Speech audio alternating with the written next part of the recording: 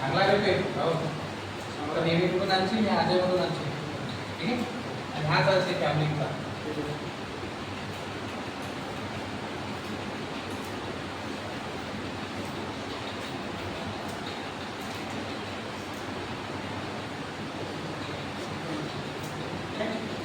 First round table conference बघितली आपण. ठीक आहे. काय झाली होती राव first round table conference? First round table conference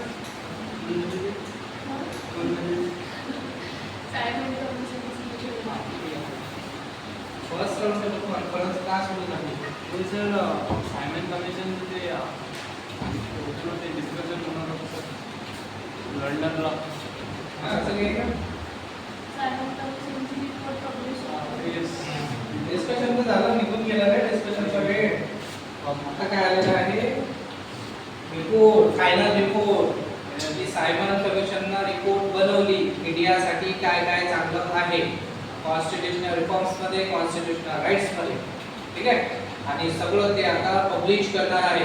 आता नो डिस्कशन सायमन कमिशन मध्ये, ओनली रिपोर्ट. तुम्हाला आहे ना निघाली रिपोर्ट त्याची. रिपोर्ट निघालेली आहे आणि त्या रिपोर्टवर चर्चा करण्यासाठी बोलावलं आपल्याला. त्याच्यामध्ये फर्स्ट राउंड टेबल बघितले आपण. डेट आठवते? Date 12 November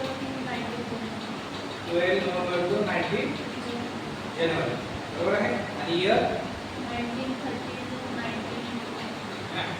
first round table. आणि काल बघितलं आपण गांधी इम्पॅक्ट बघितला होता.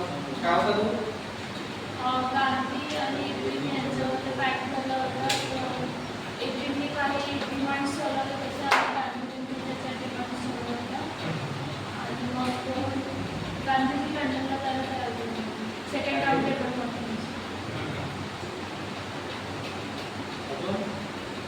किती कोणत्या डिमांड होत्या गांधीजींच्या? गांधीजीच्या डिमांड होत्या की पॉलिटिकल प्रिझनर्स होते त्यांना रिलीज करा आणि त्यांचं जे प्रॉपर्टी आहे ती पण त्यांना वापस करा आणि सॉल्ट बनवण्यासाठी पाहिजे. आणि इंग्लिशला असं वाटतं की तुम्ही फक्त त्याला स्वतःच्या यूजसाठी यूज करू शकता, कमर्शियलमध्ये बिझनेस वगैरे नाही करू शकता. ओके. तर गांधी इरविन पॅक्ट झालेला आहे. आणि मग गांधीजी आता निघतील कुठे तर लंडनला. राईट. सेकंड राउंड टेबल कॉन्फरन्सचा जो टाइम आहे तो आय थिंक 7 सप्टेंबर. ठीक आहे.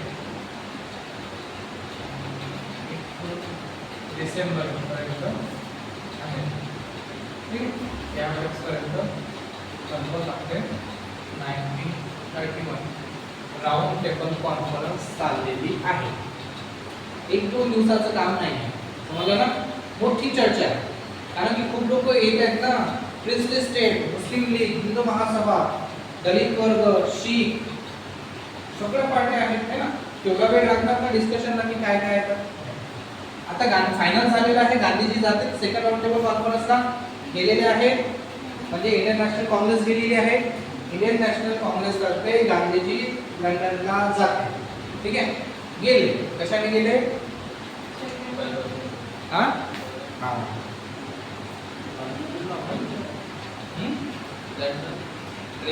बिलकुल पैदल.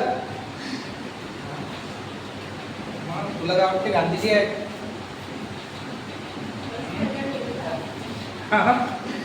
अरे ते काय साबण वरती तू दांडी आहे का? लंडन आहे लंडन.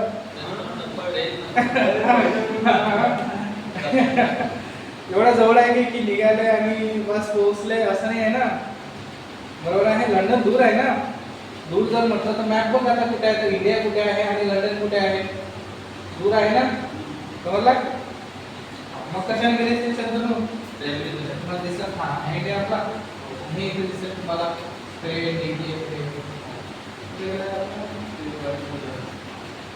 युपी कुठे गेला आपला? समजला ना. हे इथून हे असे पाईप किती सारा दिवस लागतात. हा कशी काय जाते ते एवढा यायचं म्हणून. मग कशाने गेले ते समजा ना. हा रेल्वेने गेलेले आहे. ठीक आहे. तेव्हा एवढ्या आधुनिक प्रकारच्या रेल्वे होत्या की डायरेक्ट इंडियामधून ते लंडनला जात होते. आज आहे का नाही? माझं रिझर्वेशन करून घ्या असेल तर इंडिया टू डायरेक्ट लंडन. आजच्या काळामध्ये दिसते आपल्याला अशी ट्रेन आहे का? त्या काळामध्ये असेल का शंतू? हा? सांगा ना ऑप्शन असं ज्याने गेले तर. हा ट्रेननं गेले कसे जाते ट्रेननं? सांगा मला कुठून कुठपर्यंत आहे? त्या काळापेक्षा आजच्या काळामध्ये ट्रेन तर डेव्हलप झाल्या आहेत ना. ठीक आहे, आपल्याला असं दिसते की दुबईला जायला ट्रेन आहे, इकडे जायला ट्रेन आहे, UK फ्रान्स वगैरे ट्रेन चालली आपली भारतातून. काय नाव आहे ट्रेनचं? शंतनू एक्सप्रेस. असं आहे का? मग कशाने? बैलगाडी. हा बैलगाडीने जाते का? 10 जण जाते. अजून काय काय ऑप्शन आहे? एरोप्लेन. ठीक आहे. गांधीजी गेलेले आहेत राजपुताना. राजपुताना काय आहे? SS राजपुताना म्हणतो आपण त्याला. हे आहे शीप. SHEEP ना आला. हे आहे शीप.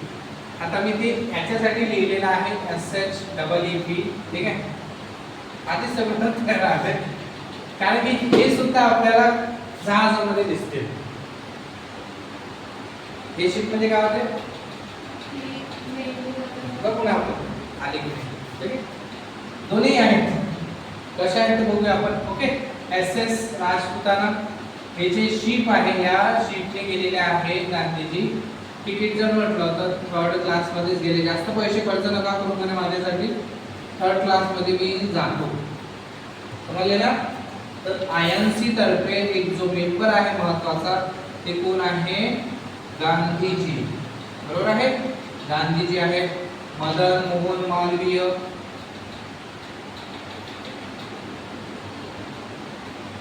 मालवीय आहे. सरोजिनी नायडू महिलेतर्फे दिले नायडू आहे.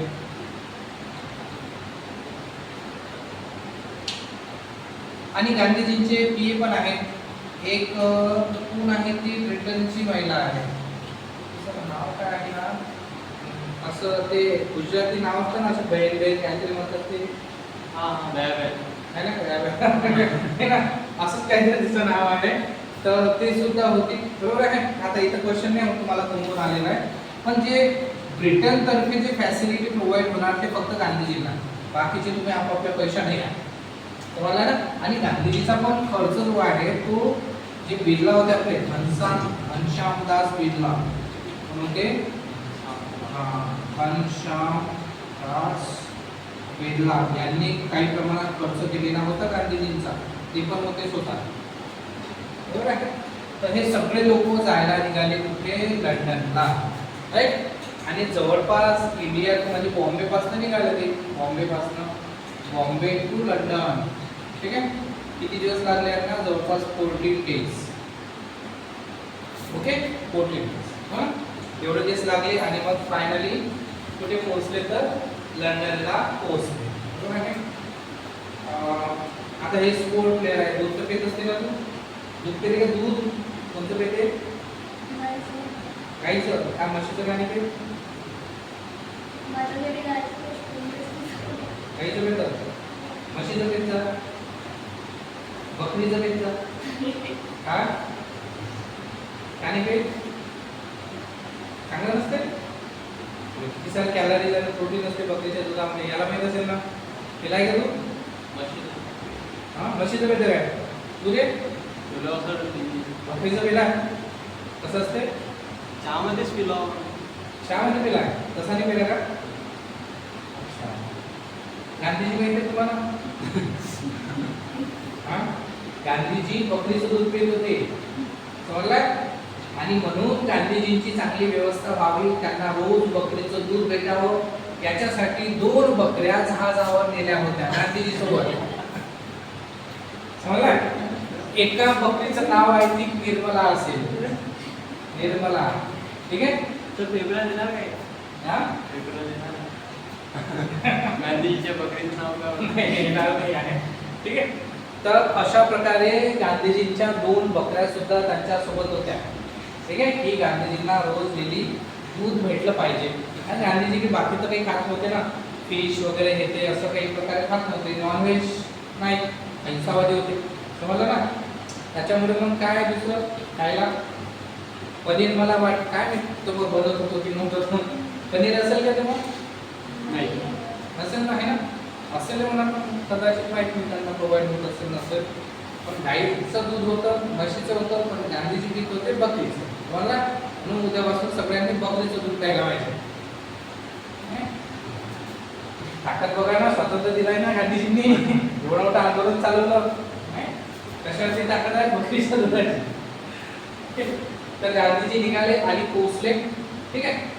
सेकंड राऊंड टेबल कॉन्फरन्सचा जर पिरियड बघितला तर 7 सप्टेंबर टू जवळपास डिसेंबर पर्यंत गेलेले आहे. ठीक आहे.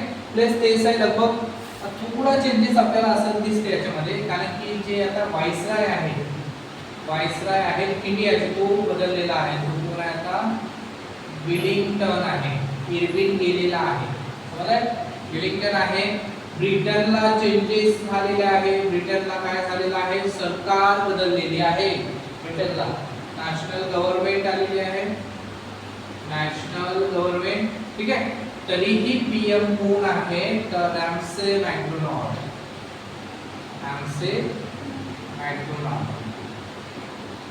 ठीक आहे. पीएम बदलले तरीही, म्हणजे ते अलायन्सची सरकार होती, पण पीएम रॅम्से मॅकडोनाल्ड असेल. बरोबर आहे. आता इथं जसे आपण बघितले की पहिल्या राऊंड टेबल कॉन्फरन्सला आयएनसी प्रेझेंट नव्हती, म्हणजे गांधीजी प्रेझेंट नव्हते. बाकीचे तर होते ना, डिस्कशन झालेलं होतं, आउटपुट नाही आले. सेकंड राऊंड टेबल कॉन्फरन्सला गांधीजी प्रेझेंट होते, डिस्कशनला सुरुवात झाली. समजलं ना. आता गांधीजी कुठला विषय घेऊन गेलेला आहे की आम्हाला स्वातंत्र्य कधी देता बा, काय प्लॅन आहे, कसं आहे, काय नाही, हा विषय बोलायला गेले. समजलं ना. पण तिथं डिबेट वगैरे जे चालू होते ते वेगळ्या विषयावर चालू होतं. सेपरेट इलेक्टोरेटवर चालू होतं. समजलंय ना. फेडरल सिस्टीमवर चालू होतं. गांधीजींचं म्हणणं कोणीही ऐकून घ्यायला तयार नाही आहे. बरोबर आहे. जेव्हा डॉक्टर बी आर आंबेडकर आणि गांधीजी यांच्यामध्ये मतभेद झाले, तिथंही आधी भारतामध्ये सुद्धा झाले, त्यानंतर लंडनमध्ये सुद्धा झाले. समजलं ना. आता भारतामध्ये काय होतं की डॉक्टर बी आर आंबेडकर जेव्हा सायमन कमिशन भारतामध्ये आलेलं होतं, 1927ला भारतामध्ये आलेलं आहे, 2दा येऊन गेलेलं होतं त्याच्यानंतर, तर त्यांना एक असिस्ट म्हणून डॉक्टर बी आर आंबेडकरांनी एक रोल निभावला होता.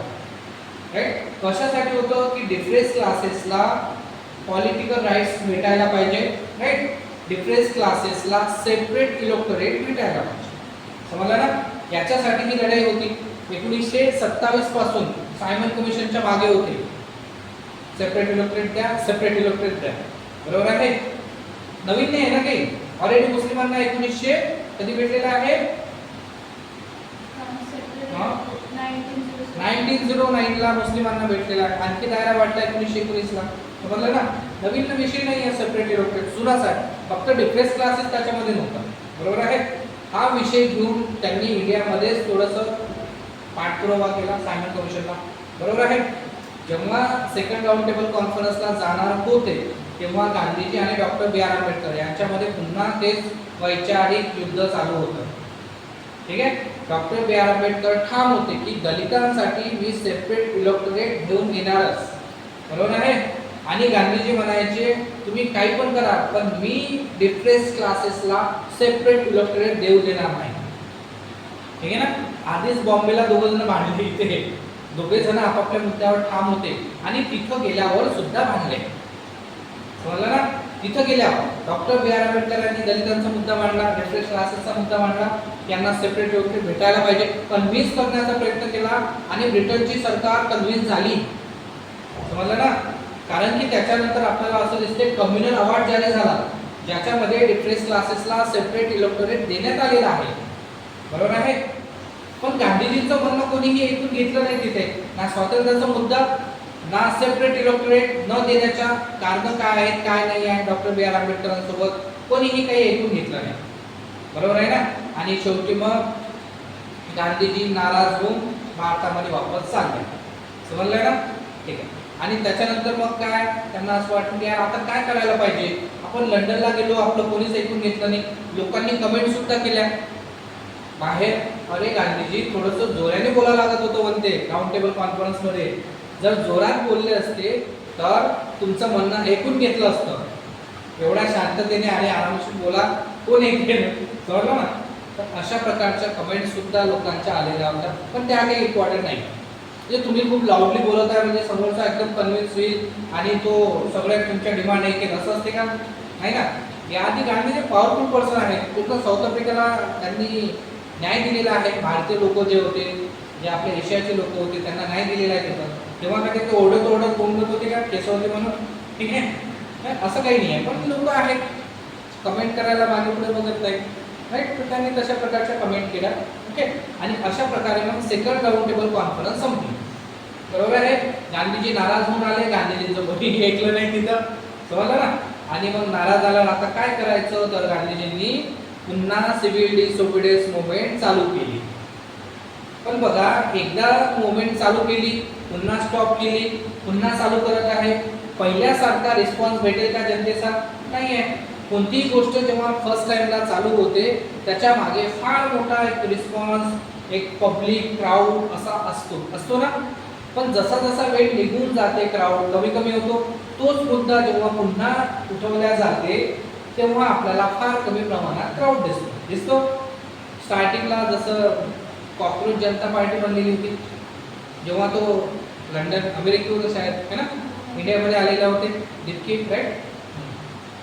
तर त्यांच्या मागे क्राऊड होता. आज जर बघितलं तर क्राऊड कमी कमी होत आहे ना. आता पुण्याला, दिल्लीला त्याच्यानंतर जे काही आंदोलन करतील ते तिथं तेवढा क्राऊड नाही दिसत आहे का, नाही दिसत आहे, समजलं. असंच राहते.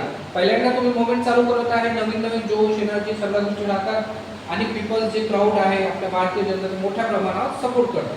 पण जसं जसं टाइम निघून जातो आणि तीच गोष्ट पुन्हा करायला लागलो तर तेवढा सपोर्ट भेटत. या टाइमला तसंच झालं, बरोबर ना. गांधीजींनी पुन्हा प्रयत्न केला की सिव्हिल डिसओबिडियन्स मुवमेंट भारतामध्ये चालू करतो, समजलं ना. पण ब्रिटनची सरकार अलर्ट होती. मागच्या वेळेस त्यांना फटका बसला होता. त्यांनी अंडर एस्टिमेट केलं होतं गांधीजींना.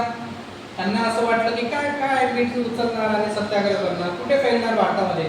सिव्हिल डिसओबिडियन्स मुवमेंट दिसते आपल्याला मालाबार फैललेली आहे. कोणी फैलवली, हा, मालाबारला कोणी आंदोलन केलं, क्या सर, मोतीलाल गांधी, मोतीलाल नेहरू. मोतीलाल गांधी नवीन जन्म झाला, दोघांना मिक्स केलं. हा, मालाबारला कोणी केलं आहे,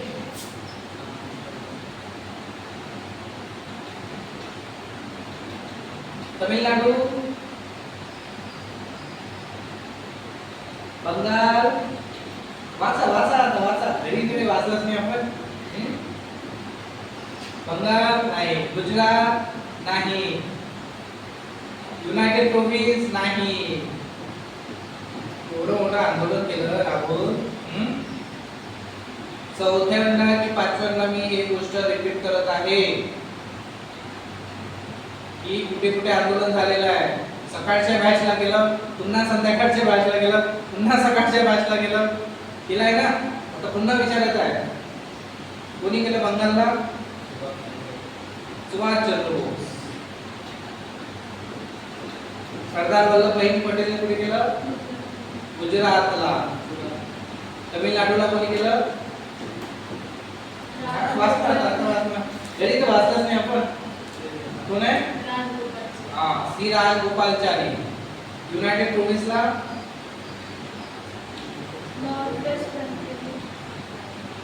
मी युनायटेड प्रोव्हिन्स विचारलं असेल तर लिहून घ्या. जवाहरलाल नेहरू.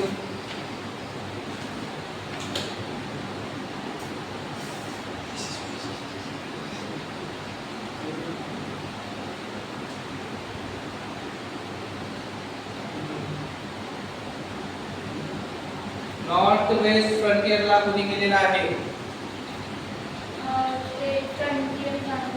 फ्रंटियर गांधी. खान अब्दुल गफ्फार खान यांची संस्था, ऑर्गनायझेशन असलं नाही. काय समजून ऑर्गनायझेशन त्यांची उदाई खिदमतगार. कोणते कपडे घालत होते? White, red kurti. बघा ना, लक्षात ठेवा थोडंसं टॉपिक कुठून पण सुरू होऊ शकतो. अलर्ट राहतं नेहमी, काही पण विचारू शकतो तुम्हाला मधातच.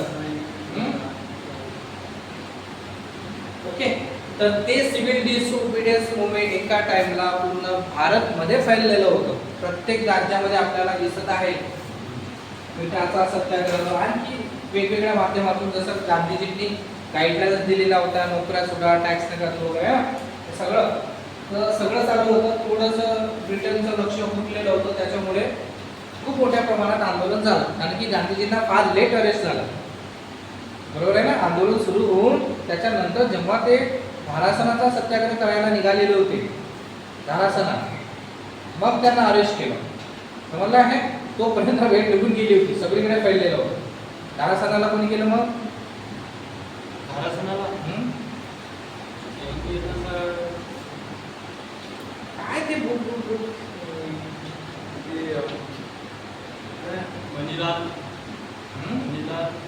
मणिलाल पांडे, गांधी, सरोजिनी नाईडू. मणिलाल आणि सरोजिनी नाईडू. बरोबर आहे. आता पुन्हा तसा सपोर्ट भेटेल का? नाही. आणि ब्रिटन ऍक्शन मोडवर आहे, टाइम देणार नाही आता महात्मा गांधीजींना. समजलं ना.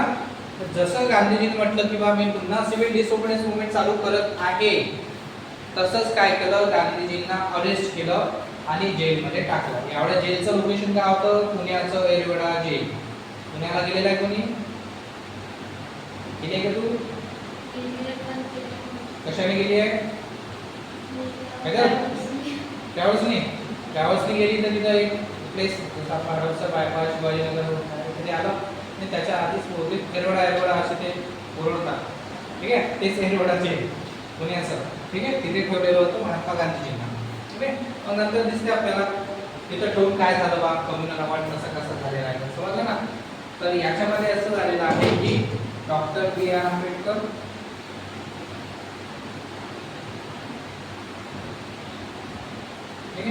आणि गांधीजी काय झालेलं आहे? वाद झालेला आहे. कशावरनं? सेपरेट इलेक्टोरेटवरनं.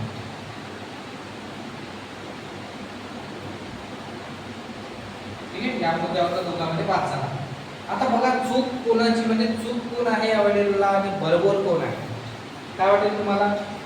डॉक्टर बी आर आंबेडकर आपल्यासाठी व्यवस्थित आहे की गांधीजी व्यवस्थित आहे? का गांधीजी दलितांना सेपरेट इलेक्टोरेट नाही देऊन राहिले? का डॉक्टर बी आर आंबेडकर सेपरेट इलेक्टोरेट मागत आहे दलितांसाठी? गांधीजी का विरोध करत आहे? काय असेल आता ते?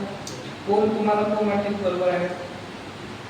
डॉक्टर आंबेडकरांना असं वाटते की म्हणजे जे अधिकार असे सोबत राहून मिळतात त्यांना ते नाही भेटत. आणि गांधीजींचं म्हणतं की सेपरेट नाही पाहिजे, सर्व एकच आहे. कोण बरोबर आहे? दोघे काय शब्द ना?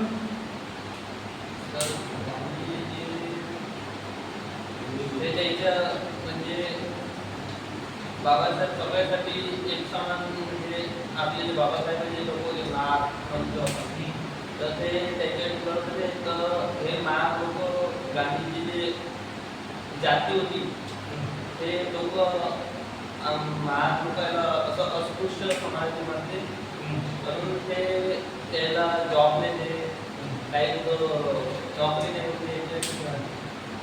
बाबासाहेबांचे बघा कंडिशन जर बघितली आपण की गांधीजींची लाईफ एका हाय क्लास सोसायटीच्या वर्णामध्ये त्यांचा जन्म झाला. त्यांचे वडील ब्रिटिशांच्या अंडरमध्ये कारकून घेऊन काम करत होते, उच्चवर्णीय होते. ठीक आहे, तर त्यांना असा कुठलाही भेदभाव सहन करावा लागला नाही भारतामध्ये. समजलं ना. उलट साईडला जर बघितलं आपण म्हणजे भारतामध्ये त्यांना जास्त स्ट्रगल नाही करावं लागलं. एज्युकेशन वगैरे येते सगळे राईट्स त्यांना भेटत होते. सोशल राईट्स त्यांच्याकडे होता, एज्युकेशन होता, पॉलिटिकल होता, इकॉनॉमिकली होता, सगळेच राईट्स त्यांना लहानपणापासून भेटलेले आहेत. दुसऱ्या साईडला जर बघितलं डॉक्टर बी आर आंबेडकर, राईट, त्यांचा जन्म ज्या जातीमध्ये झालेला होता, जसं याने म्हटलं की ऑफकोर्स अस्पृश्य म्हणून त्यांना एक मागे ठेवलेलं होतं. राईट, आणि त्यांना तशा प्रकारचे अधिकार नव्हते. शिक्षणासाठी त्यांना स्ट्रगल करावं लागला, नोकरीसाठी स्ट्रगल, समजलं ना, प्रत्येक गोष्टीसाठी त्यांना स्ट्रगल करावं लागलं, राईट. तर एक असं होतं की बा आपल्या समाजासाठी मला ते काम करायचं आहे. त्यांना असं वाटलं की जेव्हा आपल्या समाजाला पॉलिटिकल राईट्स मिळणार, समजलं ना. आणि असं का होतं, कारण की कुठलाही त्या डिफरन्स क्लासेसचा व्यक्ती किंवा काही लोक एज्युकेशन नाही, पॉलिटिकल राईट्स नाही. बघा पॉलिटिकल राईट्सना फार महत्त्वाचे राहतात, समजलं ना. हे जर भेटले तुम्हाला, आपला पर्सन तिथं गेला तो काहीतरी आपल्या समाजासाठी करू शकते, बरोबर आहे ना. आणि करू शकते म्हणजे काय होते की वेगवेगळे राईट्स त्यांना मिळणार. होऊ शकते की सोशल राईट्स, होऊ शकते एज्युकेशनल राईट्स, बरोबर आहे. ते वाढले की मग इकॉनॉमिकली राईट्स वाढतात, नोकऱ्या वगैरे हे ते आहे ना, पैसा वगैरे वाढतो, बरोबर आहे. त्यासाठी पॉलिटिकल राईट्स महत्त्वाचे आहे असं डॉक्टर बी आर आंबेडकरांना वाटतं. ठीक आहे.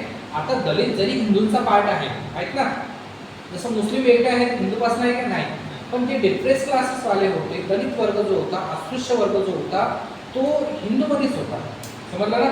पण हिंदूसारखे राईट्स त्यांना भेटत होते का, नाही, समजलं ना. पण म्हणून डॉक्टर बी आर आंबेडकर म्हणायचे की नाही, तुम्ही जर आम्हाला हिंदू समजत आहे पण तुम्ही तर आम्हाला अधिकार देत नाही आहे, पाणी प्यायचा अधिकार नाही आहे, क्लासच्या बाहेर शिकलेले आहेत ना, म्हणजे तुम्ही आम्हाला आपले समजत नाही. त्याच्यामुळे मग आम्हाला सेपरेट इलेक्टोरेट पाहिजे की जेणेकरून आमचे माणसं गेलेले पाहिजे, बरोबर आहे. त्याच्यामुळे डॉक्टर बी आर आंबेडकर त्यांच्या जागी एकदम करेक्ट होते, समजलं ना. आणि की 1927 पासून पाठपुरावा करत आहे सायमन कमिशनचा, कशासाठी की बा समाजाला सेपरेट इलेक्टोरेट भेटलं पाहिजे, नाही भेटलं पाहिजे, बरोबर आहे. आता गांधीजींचं असं म्हणणं होतं की बघा, याच्यात अजून डॉक्टर बी आर आंबेडकर म्हणायचे, गांधीजी 1909ला मुस्लिमांना सेपरेट इलेक्टोरेट भेटलं, बरोबर आहे. तेव्हा तुम्ही काहीच नाही म्हटलं, तेव्हा तुम्ही अनशन नाही केलं, तुम्ही आंदोलन नाही केलं, काहीच नाही बोलले, ओके. त्यानंतर आणखी काही लोकांना भेटलं, अँग्लो इंडियन, शीख, समजलं ना, खूप सारे आणखी कम्युनिटी सेपरेट इलेक्टोरेटच्या दायऱ्यामध्ये आणले. तेव्हा गांधीजी चूप, काहीच नाही बोलले. पण जेव्हा डिप्रेस क्लासेसला सेपरेट इलेक्टोरेट मिळालं, बरोबर आहे ना, तेव्हा तुम्ही का मग अनशन करत आहे. ठीक आहे. हा प्रश्न होता डॉक्टर बी आर आंबेडकरांचा, बरोबर आहे. गांधीजींचं असं म्हणणं होतं की बघा बाकीचं जे आहे मुस्लिम वगैरे हे वेगळी कम्युनिटी आहे, समजलं ना. डिप्रेस क्लासेस हे हिंदूमधलीच कम्युनिटी आहे, बरोबर आहे ना. त्याच्यामुळे जर एक हा समाज वगैरे हा जो गट आहे ही जर बाहेर पडली तर काय होणार, हिंदूंचंच नुकसान होणार आहे. ठीक आहे. त्याच्यामुळे ते असं म्हणायचे की यार नाही, हा समाज याच्यामध्येच राहिला पाहिजे आणि आपण अस्पृश्यता मिटायला प्रयत्न केले पाहिजे, समजलं ना. असं नव्हतं की बा गांधीजींना डायरेक्ट असं वाटत होतं की अस्पृश्यांना अधिकारच नाही भेटले पाहिजे, एकदम ते अशाही विचाराचे नव्हते, बरोबर आहे. पण तरीही काय होतं, जर आयडिओलॉजिकल जर आपण बघितलं तर गांधीजी 4 वर्णा सिस्टीमला मानत होते, बरोबर आहे. त्याच्यामुळे गांधीजी आणि आंबेडकरांमध्ये नेहमी वाद राहायचे. ज्या 4 वर्ण सिस्टीममुळे जातीभेद धर्मभेद भारतामध्ये सुरू झाला, ब्राह्मण क्षत्रिय वैश्य शूद्र. ठीक आहे. 4 वर्ण ब्राह्मण क्षत्रिय वैश्य शूद्र. ब्राह्मणांना सगळे अधिकार, कुठलंही काम करायचं नाही, जुन्या काळापासून होते. राजाच्या मागे राहायचं, ओंबट स्वाह करायचं, बरोबर आहे, बली द्यायची, हे सगळे अधिकार त्यांचे. नंतर दुसरा जो ब्राह्मण होईल तो त्याच्याच घरामध्ये जन्माला येईल. ठीक आहे. क्षत्रिय जुन्या काळामध्ये जे युद्ध लढायला जात होते, राजा महाराजे जे काही सैनिक, हा क्षत्रिय होता, त्याचा पुत्र पुत्री नंतरचे क्षत्रिय बनणार आहे, बरोबर आहे. वैश्य लोक थोडंसं व्यापार वगैरे करायचे, जैन लोक जास्त आपल्याला वैश्याच्या त्याच्यामध्ये दिसत होते, म्हणजे आधीतले. त्यानंतर जैन धर्म वगैरे आलेला होता, बरोबर ना, हे होते त्याच्यामध्ये. आणि शूद्र जे लोक होते ते थोडासा असे व्यवसाय करायचे, छोटा मोठा शेती वगैरे मजुरी वगैरे जे काम राहतात ना ते त्यांच्यासाठी होतं. ठीक आहे. पण त्यांना असा कुठलाच राईट्स नव्हता. जुन्या काळामध्ये खूप काही गोष्टी होत्या. जर बघितलं आपण तर जसं महाभारतामध्ये दाखवलेलं आहे, कर्ण वगैरे माहिती आहे तुम्हाला, आहे ना, अंगराज कर्णाचा भाऊ, त्याचा लहान भाऊ, असं बघितलं. आता ते खरं आहे नाही ते आपल्याला नाही माहिती, तो विषय नाही आहे. तर त्याने काहीतरी असं वाचलेलं होतं, जे गीता वगैरे जे म्हणतो ना आपण, श्लोक वगैरे जे काही आहेत वेद, आहे ना, तर त्याच्या काय केलं होतं, तोंडामध्ये एकदम म्हणजे लोहा पिघळलेला असताना तो टाकलेला होता किंवा तू क्राईम केलेला आहे, गुन्हा केलेला आहे, तू कसं काय एकदम ते बोलू शकतो, ते बोलण्याचा अधिकार फक्त आमचा आहे, फक्त ब्राह्मण लोकांचा आहे. वेद उच्चारांचा अधिकार फक्त ब्राह्मण लोकांचा आहे, असं त्यांचं म्हणणं होतं. जर शूद्र लोकांनी जर